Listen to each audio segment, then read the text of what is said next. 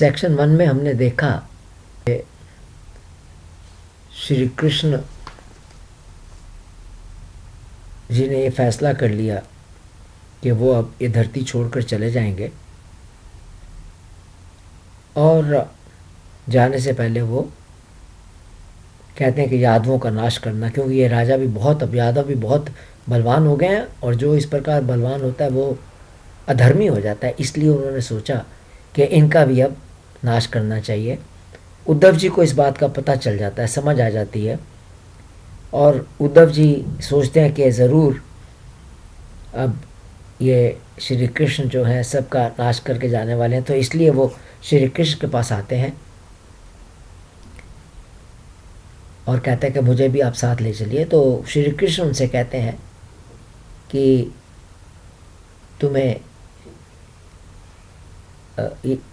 यहीं पर रहो, कलयुग आने वाला है और उससे बचने के लिए 3 बातें उनसे कहते हैं। पहली बात ये कहते हैं कि अनन्य प्रेम के साथ तुम अपना मन सदा सर्वदा मुझ में लगा दो, अर्थात मन की सारी वृत्तियों को, चंचलता को समाप्त करके, रोक के मन में केवल प्रभु प्रेम ही हो ऐसा अपने को बना दो और कुछ नहीं, सिर्फ प्रभु प्रेम है। दूसरी बात, समदृष्टि से पृथ्वी पर घूमो, अर्थात अच्छे बुरे में सम रहिए और किसी बात में कोई आसक्ति नहीं होनी चाहिए, अनासक्त होकर घूमिए। और तीसरी बात कहते हैं कि ऐसा महसूस कीजिए कि सारा जगत आत्मा का ही फैलाव है, अर्थात परमात्मा से अलग इस जगत में कुछ नहीं है। ये 3 बातें अंत में श्री कृष्ण उद्धव जी को कहते हैं कि इन 3 बातों के साथ आप घूमिए। तब उद्धव जी बोलते हैं कि उनकी मति मूढ़ हो गई है। कहने लगे कि आपकी माया के कारण मैं, मेरा स्त्री, पुत्र, धन, मैं इस सब में डूब रहा हूं। अर्थात संसार के अंदर लौकिक व्यवहार में जहाँ पर स्त्री, पुत्र, ये सब माया संबंधी रोग हैं, उनमें मैं फंसा हुआ हूँ। मैं, मेरा अहंकार में फंसा हुआ हूँ। इसलिए मुझे आपकी बात ठीक से समझ नहीं आ रही। आप मुझे तत्व इस प्रकार से समझाएं कि मैं आसानी से उसका पालन कर सकूं। कहने का यह मतलब है कि जो श्री कृष्ण ने उनसे कहा वो उद्धव जी कहने के भी मेरे से पालन करना मुश्किल है। आप मेरे को इस प्रकार से समझाइए कि मेरे को ये सब समझ आ सके और मैं उसको अपने जीवन पर उतार सकूं। उद्धव जी कहने लगे कि आपकी माया के कारण मेरी बुद्धि इंद्रियों के द्वारा अनुभव होने वाले बाहरी विषयों को ही सत्य मानती है। जो कुछ हमें दिख रहा है वही सत्य है, परमात्मा तो दिखाई नहीं देता। फिर वो सब बातें सत्य नहीं दिखती, तो कहने लगे मेरे को तो सब कुछ जो बाहर है वही दिख रहा है, मैं माया में इतनी बुरी तरह से फंसा हुआ हूँ। आप मुझे ऐसा उपदेश दें ताकि मैं आपके बताए हुए रास्ते पर चल सकूं और माया को पार कर सकूं। तब इस संदर्भ में श्री कृष्ण जी ने उद्धव जी को अवधूत, दत्तात्रेय और राजा यदु की कथा सुनाई।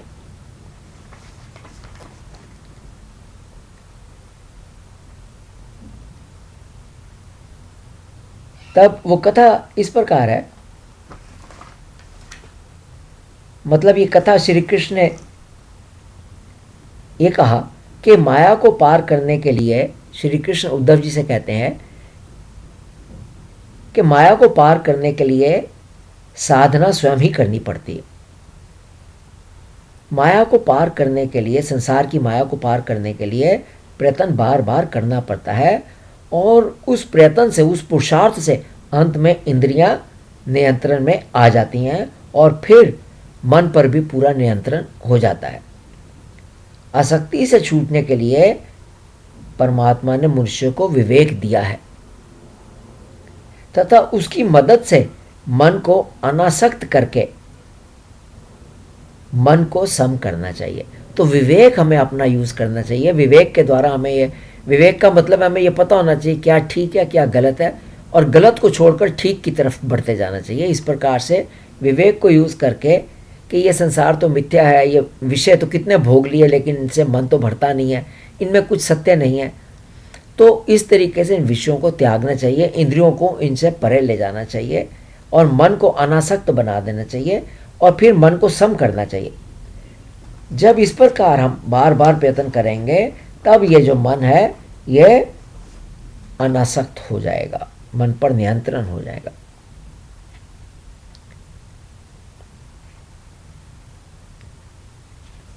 तब श्री कृष्ण ये दत्तात्रेय जी के कथा सुनाते हैं, कहते हैं कि एक दफ़ा उनके पूर्वज यदु जी घूम रहे थे तो उन्हें एक जवान मनुष्य दिखा जो नंगा था तथा बिना किसी डर के वो चल रहा था।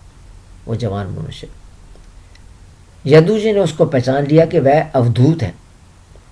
यदु जी बोले कि आपके चेहरे पर शांति है। संसारी लोग क्षण भंगुर चीज़ों के पीछे, क्या क्या चीज़ें हैं संसारी चीज़ें, जैसे धन दौलत है, मान सम्मान है, ये सब इनके पीछे भागते हैं, पर आप उनसे बिल्कुल अलग हैं। आपका चेहरा देखकर लगता है कि आपने अपनी इच्छाओं पर पूरा नियंत्रण कर लिया, कंट्रोल कर लिया है।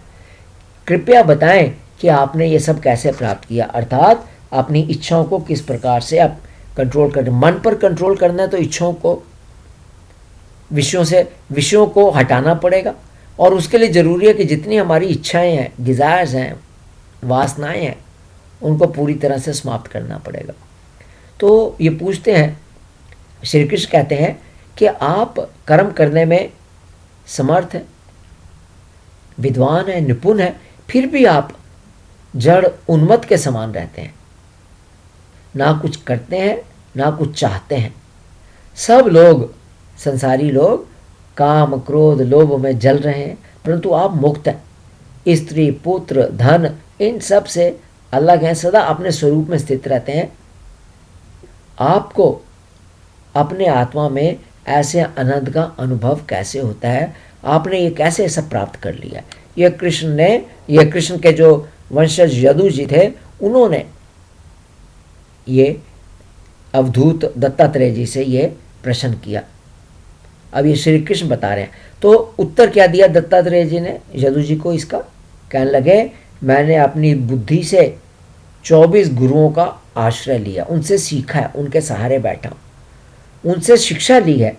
जो मैंने सीखा है वह मैं तुम्हें सुनाता हूँ। अब क्या है, कहने लगे मेरा पहला गुरु कौन है, मेरा पहला गुरु पृथ्वी है, ज़मीन है। कहता पृथ्वी से मैंने धैर्य और क्षमा की शिक्षा ली है। पृथ्वी पर लोग पृथ्वी को रौंदते हैं, आघात करते हैं, पर वह ना बदला लेती है ना रोती है। संसार के सब प्राणी अपने अपने प्रारब्ध के अनुसार चेष्टा कर रहे हैं, प्रयत्न कर रहे हैं। कभी कभी जाने अनजाने वह आक्रमण भी कर देते हैं। धीर पुरुष को चाहिए कि उनकी विविधता समझे और ना धीरज खोए ना क्रोध करे, अपने मार्ग पर चलता रहे। पर्वत वृक्ष की सारी चेष्टाएं दूसरे के हित के लिए ही होती हैं। वृक्ष अपना फल कभी नहीं खाता। वृक्ष की छाया में सब लोग बैठते हैं, फल भी उसका खाते हैं और उसके टहनियाँ काट कर ले जाते हैं। वृक्ष चुपचाप अपना कर्तव्य निभाता रहता है जो उसका काम है। तो उसकी जितनी चेष्टाएं हैं दूसरों के हित के लिए होते हैं। इसी प्रकार दत्तात्रेय जी कहते हैं कि साधु पुरुष को चाहिए उनसे परोपकार की शिक्षा ग्रहण करें, दूसरे का परोपकार करना, बस ये शिक्षा ग्रहण कीजिए। दूसरा क्या करता है उससे आप उसमें धैर्य रखिए, करने दीजिए, अच्छा बुरा जो करता है उसमें धैर्य रखिए। कहने लगे दूसरा गुरु है मेरा वायु। वायु दो तरह का है, एक प्राण वायु। तो वो कहने लगे कि प्राण वायु से मैंने सीखा है कि जितने से जीवन का निर्वाह हो जाए उतना भोजन करो।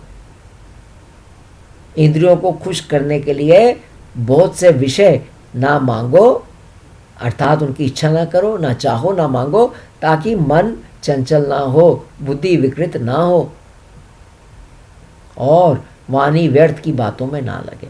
तो जितना हम चाहेंगे उतना बुद्धि के अंदर चंचलता बढ़ेगी। जितनी हमारी इच्छा है उतना मन चंचल होगा, उतना मन भागेगा, चीज़ों के पीछे भागेगा, उसको तसल्ली नहीं होगी। तो क्या कहा, कहते हैं प्राणवायु से मैंने सीखा कि उतना ही लीजिए जितने की ज़रूरत है। और दूसरी बात, जो शरीर से बाहर रहने वाली वायु है उससे मैंने सीखा कि जैसे वायु सब जगह जाती है पर आसक्त नहीं होती, साधक भी आवश्यकता होने पर अलग अलग धर्मों और स्वभाव वाले विषयों में जाए पर किसी के गुण दोष पर झुके नहीं, आसक्ति या द्वेष ना करे। साधक को चाहिए कि शरीर और उसके गुणों का आश्रय होने पर भी आत्मा को शरीर से अलग रखे। बहुत ज़रूरी बात है। हम फंसते इसीलिए, जीवन मरण के चक्कर में इसीलिए फंसे हैं कि शरीर को ही आत्मा समझ रखा। तो क्या कहा उन्होंने, इससे अलग रखिए, अनासक्त रहिए, किसी से द्वेष ना कीजिए। तीसरी बात कहते हैं, तीसरा गुरु आकाश, कहता आकाश अखंड है, उसी प्रकार सब शरीरों में आत्मा के रूप में ब्रह्म स्थित है। सब शरीरों में आत्मा के ब्रह्म स्थित है। साधक को चाहिए कि आत्मा को अखंड और असंग रूप में देखें। असंग है आत्मा, असंग है पहली बात, और अखंड है, टुकड़े नहीं हो सकते इसके, इतना सूक्ष्म है यह कि इसके टुकड़े नहीं हो सकते। आत्मा को आकाश रूप की तरह देखना चाहिए। चाहे वर्षा हो, आंधी हो, आकाश अछूता रहता है। इसी प्रकार उत्पत्ति प्रलय, इसका कुछ भी आत्मा से संबंध नहीं है, ना बुढ़ापे से, ना बीमारी से, ना जीवन से, ना मृत्यु से। ये आत्मा बिल्कुल अलग है। इसी पर जैसे आकाश अलग है वर्षा से, आंधी से, लाइट से, किसी, तो इसी प्रकार ये हमें इसी तरह रहना चाहिए, अखंड और अनासक्त। चौथा गुरु जल, कहते हैं कि जो जल है, दत्तात्रेय कहते हैं स्वभाव से ही स्वच्छ, मधुर और पवित्र करने वाला है। वैसे ही साधक का स्वभाव शुद्ध, मधुर और लोक पावन होना चाहिए। शुद्ध होना चाहिए, मधुर होना चाहिए। आग, पांचवा गुरु, कहते हैं उससे मैंने सीखा कि जैसे वह तेजस्वी तथा सब कुछ अपने में समा लेने के बावजूद उसके दोषों से लिप्त नहीं होती। आग में सब कुछ जलाते हैं, अच्छी बुरी चीज़ें सब जल जाती हैं आग के अंदर, लेकिन आज आग उससे लिप्त नहीं होती। इसी प्रकार साधक भी सभी विषयों का उपभोग करता हुआ भी मन को वश में रखे, किसी का दोष अपने में ना आने दे। जैसे आग जिस लकड़ी में होती है वैसे ही दिखाई देती है। कोई लकड़ी गोल है तो आग गोल दिखाई देगी, लंबी है तो लंबी दिखाएगी, चौरस है तो चौरस दिखाई देगी, परंतु आग वैसी नहीं होती। आग तो जैसी है वैसी ही रहती है। वैसे ही आत्मा माया से रचे हुए जगत में व्याप्त होने पर भी, वस्तुओं से संबंध ना होने पर भी उनके रूप में प्रतीत होने लगती है। हाथी में हाथी जैसे आत्मा दिखाई देगी, चींटी में चींटी जैसा, पर असल में ऐसा नहीं है। वो उस वस्तु में होने पर भी और उसका अपना स्वभाव और अपना वैसा ही रहता है जैसी वो है। जैसे आग वैसी ही रहती है, जिस लकड़ी की तरह ही दिखाई देगी जैसी लकड़ी की शेप है। इसी तरह आत्मा का भी जिस चीज़ में हो वैसी शेप में दिखाई देती है। छठा गुरु चंद्रमा, कहते हैं काल के प्रभाव से चंद्रमा की कलाएं घटती बढ़ती रहती हैं, परंतु चंद्रमा तो घटता बढ़ता नहीं। वैसे ही जन्म से लेकर मृत्यु तक सब अवस्थाएं शरीर की हैं, आत्मा से उसका कोई संबंध नहीं है। आत्मा ना घटती है, ना बढ़ती है, ना बीमार होती है, ना बूढ़ी होती है, कुछ नहीं। सिर्फ शरीर पैदा होते हैं, बूढ़े होते हैं, बीमार होते हैं, मरते हैं, उससे कुछ लेना देना नहीं है।